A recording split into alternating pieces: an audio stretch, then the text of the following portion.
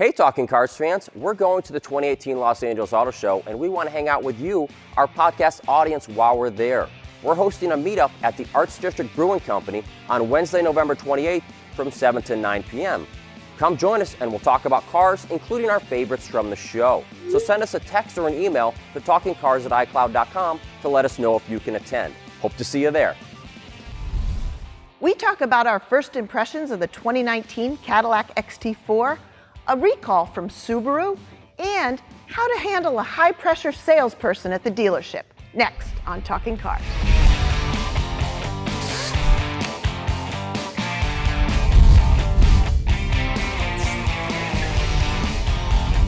Hi, and welcome to Talking Cars. I'm Jennifer Stockberger. I'm John Lincove. And I'm Ryan Pizlakowski. So, as are typical, we have some news this week. We're going to jump right in. The first is a recall from Subaru, about 165,000 U.S. vehicles, for engine issues related to, at the very least, engine noise, at the worst, stalling or loss of engine power. Ryan, want to give us a bit more detail? Yeah, so apparently they're having issues with the valve springs. The metal's fatiguing and can fracture. The valves, unfortunately, the valve is a very important part of an engine, and it keeps, the valve spring holds the valve closed, and that's a very important thing. Right. So if these things can break, and they're afraid that the engine could stall while you're driving, which is a very big safety issue. It's not getting fuel at the point during the piston uprise when the valve opens, and fuel, allows and it's not a drive to the dealer and get like the computer reflashed or something. This is probably a 10-hour job. You got to go into the engine, pull. These are mechanical, physical things that need to be replaced or fixed, and it's a safety issue. So we're recalling a lot of vehicles. Yeah. Well, you touch on a point. Stalling. We've gone through this before. Is stalling a safety issue? Well, yeah. Absolutely, yeah. If you're driving down the highway and you're stopping, that's not good. Yeah, even if you stall at a traffic light, even any time someone else may not anticipate the vehicle stopping. So it doesn't have to be a major crash, and it doesn't have to be a fender bender. Somewhere in between is going to potentially happen. Right. Yeah. And Subaru has said they're doing this out of the abundance of caution, that they don't have a lot of failures yet.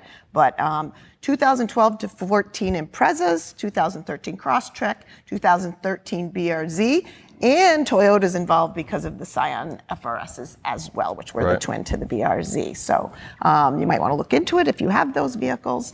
Typically, Subarus are quite reliable. So yeah, and I think we've seen worth looking into because of the nature of the failure. We've seen everyone gets recalls. Toyota and Lexus, as we talked about in reliability, they are tops of our survey. Doesn't mean that they don't have reliability. They haven't had a recall for something, whether it's a supplier part or something that they just didn't assemble correctly. It's part of the industry. And it's inconvenient, but we really appreciate the abundance of caution. We would much rather a manufacturer nip it in the bud if they can narrow it down, which it seems like they can. Yeah, and NHTSA's on top of these. It's a good thing. It's a good thing. It's a good thing to have them rolling out. Yep. It's inconvenient, but it's a good thing versus discovering it yourself. Or stalling on the highway. Yes. No, that's not good. Second bit of news, General Motors, Cadillac. They are canceling, suspending their subscription service known as Book by Cadillac. And John, I know you've done some homework on this. Yeah. So Book by Cadillac was their program to let people subscribe to a car versus buying it. So it's a little different than a lease as well. You would spend a little more money. I think it's that you would have the ability to drive a different Cadillac each month for about $1,800 a month, and that often will cover insurance. That will cover $1,800. Well, so that's where you get into it being messy. It includes a lot of other costs. If you're leasing a Cadillac, let's just say you're leasing a $60,000 Cadillac. Right. Okay, that's that gets close to $1,000 a month depending on your credit and how much you put down. Then you're insuring it, and it could be a couple $100s a month. So you start saying, well, I could drive a different one. I need an Escalade this week. I do that. I want to drive a CTSV. I could do that. The sporty one. But it's hard for people to make that financial. Cadillac also is going through a lot of changes. They changed the head of the U.S. Johan Denishin used to run Cadillac United States. He left. They might be moving from New York, their New York headquarters, back to Detroit. It just may not be fitting in there. Who are we to speculate why? The thing is, they're not doing it. Right. They indicated it was too costly to run. So maybe making the switches for the people and getting the cars there was expensive. The cars in that despite program, the $1,800 a month. you know, the cars in that program, they have to then be clean, they have to be maintained, they have to be, you know, be up to snuff for the next person to Right. take. You know, so and it could be that they have abundance of cars no one wants to drive. Yeah. Everyone wants Escalades and V-spec cars and yeah. not a regular ATS or something. Do you know anyone that does these? I mean, I just feel like it's like the pilot program. I was equating, we were talking like, is it like the pilot TV show that no one ever watched? Right. Like, I just don't hear about these subscription services It's taking a off. lot. It's a lot of money. You know, well, it's a ton. It's a ton of money. Yeah. For all I of think them. for the average person, yeah. I mean, you know, some of them that we're talking about, you know, for Volvo, it's called Care by Volvo. It starts at $650 a month Right, for an it's a little more XC40. reasonable. It has maintenance and insurance, but you know, then it's national. But Right. the thing is, it's pitched as a way for millennials. Oh, millennials, they don't want to be tied down to anything. To one Millennials, car. they want to always try something different. Millennials want a Cadillac at $1,800 a month. At the same time, there's the discussion of millennials aren't getting jobs. Millennials are living at home. Right. Millennials have $300,000 in college debt. Yeah. Right. So it's really, look, it's an older, more affluent Right. buyer, and they may not be as enticed to that. Porsche, people who live around Atlanta might love the Porsche one. I got a 911 this month. I got a Cayenne. You know, Cayenne. Small segment of Yeah, the it's a overall small- sales. So you're not Yeah. hearing a lot about it. So yeah. So canceled before it took off. Being a millennial and the tons of money that I make. Yes, your grand wealth, Brian. No, I couldn't afford $1,800 a month. I like Cadillacs. I guess it's not the most exciting brand for me. Cadillacs, growing up, Cadillac was kind of an older Yeah. demographic, Say it. and I mean, whether they like it or not, it still has that. Persona or Yeah. image. Yeah. So, but they're they're nice cars. They are more youthful, I would say, than they used to be. But I don't know, like on a monthly basis. Initially, it sounds cool. Like you can go swap out a car whenever you want, or if it's monthly. But I think you're better off getting a car that you need most of the time and just getting used to it. Especially as like being young. Like I'm still, I'm going to be building a house. I got to focus on other things. Your finances are going Like later in elsewhere. life, yeah, it'd be nice to. I'm going to swap out and get a CTSV for the weekend or something. Right. But You could rent it a doesn't car. fit into my life. I don't. You can always rent a car if you need it. Well, that's yeah, the It's other- a lot we've cheaper. talked about Right, that. yeah. Even if you're leasing something, you could go and for the weekend, you spend a Yeah. couple $100. Fine, Right. it's a one-time hit. Right, I mean, I think a lot of it is that leasing ties people down, which is why you see a lot of swap a lease Right. swap. Yeah. People And are it's like, restrictive. oh, I got to move. mileage. It's restricted Yeah. mileage, and Yeah. now I'm stuck. And how am I going to unload this car? I got a neighbor who's done the last 5 cars through a lease pickup, Right. and he loves it. But that person who's getting out of it is spending a ton of money to get out of it. Right. So it's all new ways to bring in a small niche Yeah. that they haven't yet gotten into their showrooms, but I think it may peter out. Yeah, I'm not hearing it taken off, but Yeah. anyway. Let us know, Ryan, when you sign up for the program. Tell us how it goes. You and all your millennial pick you friends. up with those. Yeah, make sure I can fit in the car.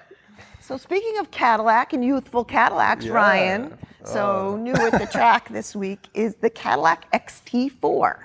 So this is Cadillac's luxury entry compact SUV, 237 horsepower, 2-liter turbocharged 4, 9-speed automatic, 30 miles per gallon highway estimated. We have just gotten our own front all-wheel drive, intended to compete in that segment, BMW X1, Lexus NX. Did you have a chance to drive it? Yeah, so I drove ours. We also had rented one, yeah. one from Cadillac, a press sample. And people may not know, we do see press cars that come through from the press fleet. We pay for them, so we pay the manufacturer to rent them on a sliding scale. So we're above board, not getting them for free. So the one we rented was insanely expensive. It was in the $60,000 range, I think, or high $50,000 range, which is a lot of money. You're encroaching into BMW X3 and Audi Q5 territory, let alone Cadillac XT5. Right. As a press car goes, they're all loaded up. They make a very nice impression inside. Cadillac updated the Q, Cadillac User Interface infotainment system. They have a knob now and a number of redundant buttons, and they don't focus so much on the touch screen and and those touch-sensitive buttons, which is great. Yeah. Right. That was an improvement, I I think it got a thought, little for better, sure. Yeah, There's that's a volume knob. That's nice. Well, right. Before Little you're things. sliding your sliding finger, Yeah, in much it, better. And if you touch it when you're touching the screen, then all of a sudden the volume goes up or down. look, it's got the 2-liter turbo and 9-speed automatic that you have to play in this segment. Yep. That's where they're going. I think that was pretty good. It so far it seems Yeah. okay. Yep. Not my category though, but Yeah. I'll leave it. It's just a growing group of cars that are, in that segment it makes no sense to me. I mean, you go up a little bit in size, get an XT5, become a little more comfortable. It's not a bad car. I don't not like it, but ours was like 49,000, right around there. Yeah, I don't know if you said that, but yeah. It doesn't feel like a $49,000 car. It just doesn't. It looks nice, but it's not $49,000 car. And you're touching on something I wrote in my own notes, that when you're buying the compact SUV, and I'm thinking of Kicks and Kona and Trax and that group, when you're spending $24,000, you can get why there's compromises. Yeah. When you're spending $50,000, I'm not getting. I don't want to have that much compromise. And for me, and again, I'm talking about the whole segment, not just the XT4, is visibility for one. They all do this. In the back seat, those kids are claustrophobic. The belt lines are way high. Yep. You have really poor rear visibility. I did my 14-year-old boy test because I do take them to high school. We had to move the front seat forward, despite them giving a little more room than some of the others. Yep. Had to move the front seat forward to fit the other 14-year-old boy in the back. Infotainment, indeed better. And 50,000 again. Automatic emergency braking, forward collision warning, not standard equipment. It's 50 so we could get those features. Yeah. Right. It might start at 35 we or had to add them, whatever, yeah. 35.7, but that's front wheel drive without that stuff. Right. Yeah. I agree. The segment doesn't make sense. A Nissan Kicks and a Hyundai Kona, like you said, you expect it. Right. The poster child for the faults of this category is the Mercedes-Benz GLA SUV or the CLA sedan. Yeah. It's got this 3-pointed star. It's a Mercedes, but it's cheap. They have to make it cheap, inside material-wise and such, to fit it into that price point. You're not getting an E-Class or an S-Class, let alone, at that price point. And I would buy, if I was looking at this, I would go buy a loaded Mazda CX-5. Loaded out, it's a nicer vehicle. And like you said, with the angling, who out there went and said, I really want a small SUV, but I don't want to see out of it. And I want to make it hard to get into. And I don't want my kids to see out of it either. And I don't want to carry any cargo, really. They really went after the styling in pretty that squatty, class, and it hurts the visibility big time. Yeah. Yep. It does. Cadillac, I think, so says... it's a way to get into Cadillac, but we'll see. And in that group, it's got the same compromises as the others, so could do very well. But we'll have to see. It could score well in that group, but Yeah.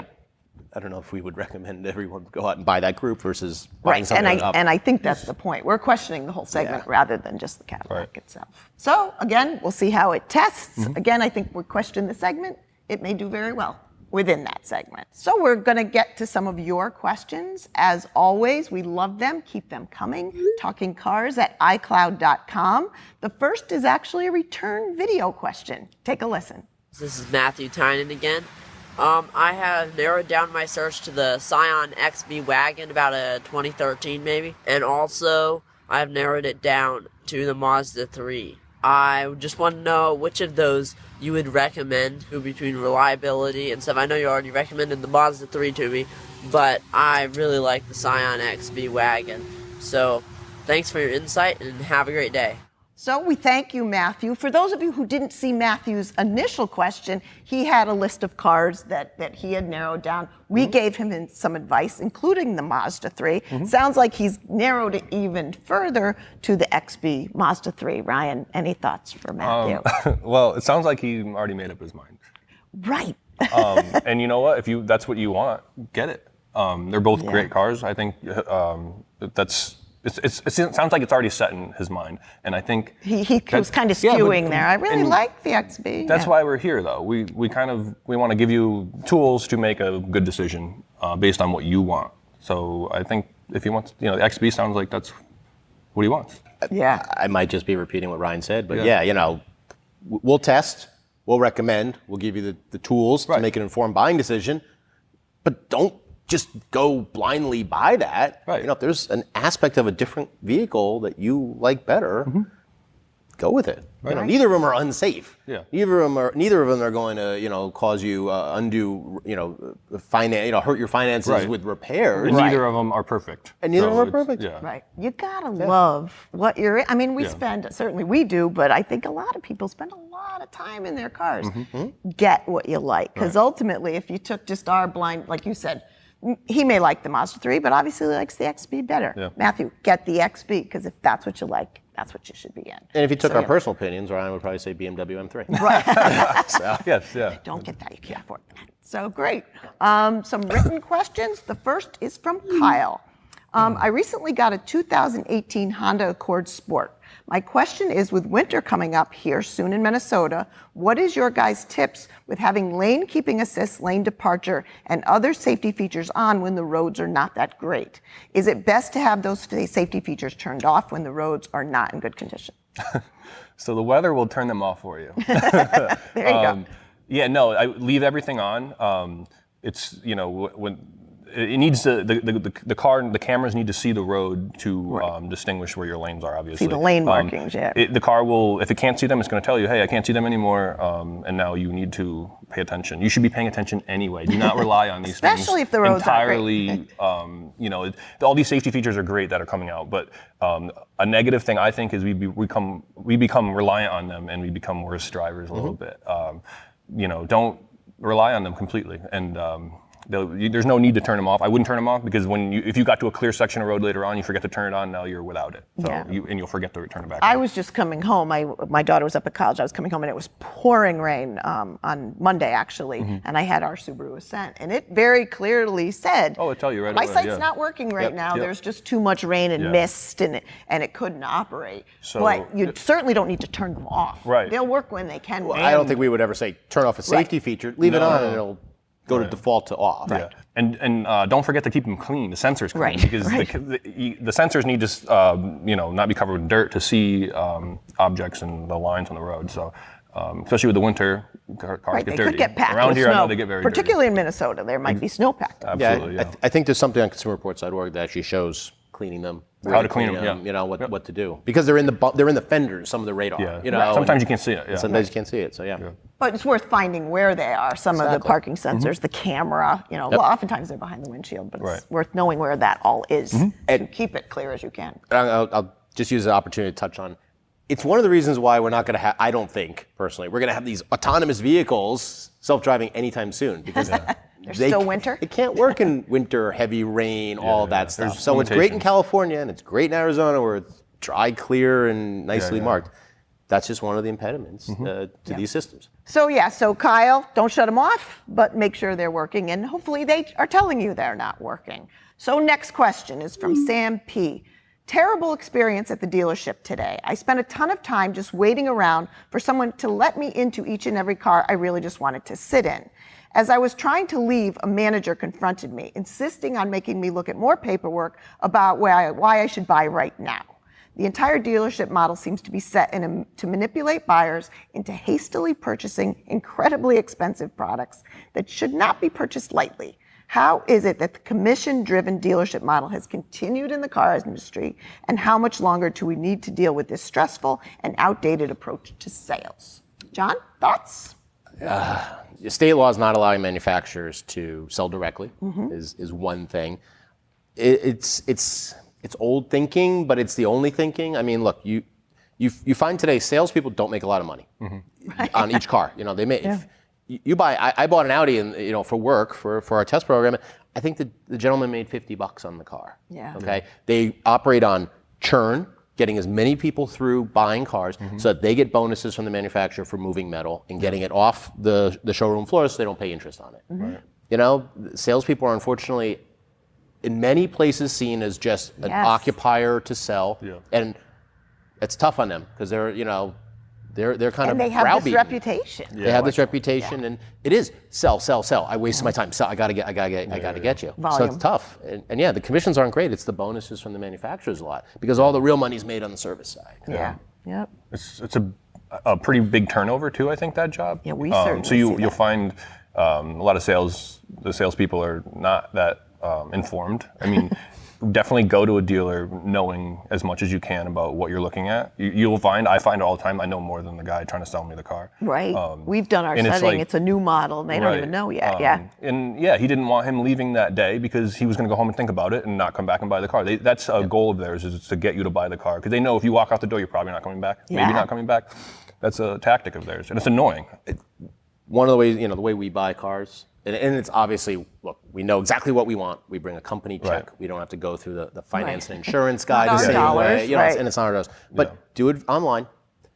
Figure out what you want. Look at our site. Look at the manufacturer's site of what they offer. Build the car yourself. You can do all that.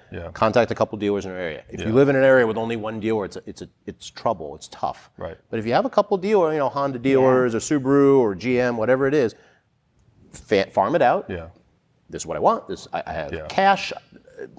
I'm buying at the end of the month. Yeah. You will get someone who will make it a smooth, seamless transaction. Do not let them bully you to buying a car. And you touched on, I know I've said this before, so pardon me if I'm repeating, but we have found in the number of cars we buy, it isn't even a manufacturer. It isn't even a dealership. It can be as simple as the salesperson. That one person, That's just kind of a pain in the butt. So move on. Be willing to move on. Ask for a different salesperson. Sure. Go to a different dealer. dealership if you can.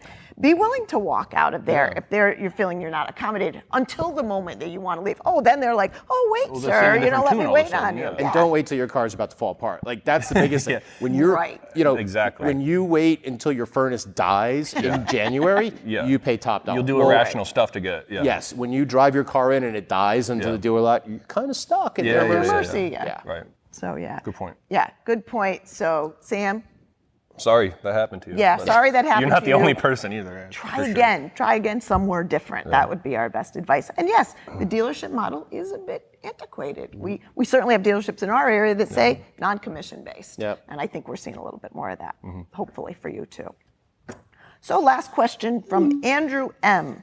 Dear Talking Cars hosts, love your show. Watch on YouTube as soon as you post it. Thank you, Andrew. I drive an 06 Fusion, and all that is needed to not have any blind spots is to properly set my mirrors, which with power mirrors is pretty easy. What is the purpose of blind spot monitoring beyond allowing people not to bother setting up their side view mirrors for expressway driving? Why not just provide mirror setup guide instructions? Thanks, and keep up the great videos. Okay, so that's one of the things you hear about a lot of safety systems, and I'm going to guess that it was, why do we need padded dashboards? I'm a safe driver, and you hear about it now with, why do I need forward collision warning? I'm a great driver. Then at least think of it for the other guy at the minimum if you are the best driver in the land. But you know what? Motorcycles zip in and out. It's not in your blind spot, all of a sudden it's in your blind spot. Traffic, someone dodges and merges. Visibility in vehicles, like we even talked about it in the first segment with with the Cadillac XT4, and such. The thicker pillars. It's not going. They're not like Subaru Foresters, which is like a picture window. They're actually going down small, like an Abrams tank, and it's an assist. It's not compelling you to not set up your mirrors. And certainly, I know, track days, Ryan, keep your mirrors wide, blah, blah. But it's not going to capture everything. Right. I get what he's saying, and I appreciate, because I do believe we need to pay more attention when we're driving and maybe not rely on these systems so much. But like you said, it's an assist. This is for that one instance where you're just happen to not be paying attention. I mean, it's going to happen at some point. And then his car, he's comfortable in his car. He's paying attention. Right. And he's got a car with good visibility. But not all cars are created that way. So it's like you said, it's an assist, and I don't know. They should show you how to set up your mirrors. I mean, it should be. It should be, and it should be apparent trickling down. But you know what? He could probably say at the same time, like, "Oh my gosh, drivers are awful." You're losing every year a bit of that. So should there be a way of teaching people to do it? Certainly. But I'll say this: driving the other day, FCW warned me when traffic stopped. I mean, we're all moving at 60, 65, and we have a good spot, a good distance. If someone unexpectedly stops on an on-ramp. All of a sudden you're, and it caught me, glance in the mirror at how close the guy is, glance in the mirror at how close the lady is, next to me, and all of a sudden, it's beeping. It just happens in society. It happens in dense traffic. Yeah, and I will. So of course we're changing cars all the time in our test cars, so we have to change mirrors. I mean, Ryan's obviously much taller than I am, so we're adjusting everything.